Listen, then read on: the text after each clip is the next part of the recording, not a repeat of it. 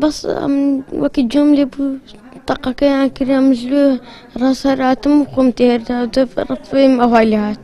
تقاك لولا ليه مش قوم فريدا لأن الزيك ندى لتياك أولادها ليه مش رسام راس قمت هيدا بيش مهاليات ماما كمان مستاهلة قندي أم تبيني ولا ستياك مش قمت هيدا راس بالملاق مهاليات لبو ويدنجي تقاك هالي راس قمت هيدا بربومش برامولا قندي على كامبلا شبرا كم بين بسر دانسوي تار اللي دالت ترستارك تكم خوي الدقات يا هلات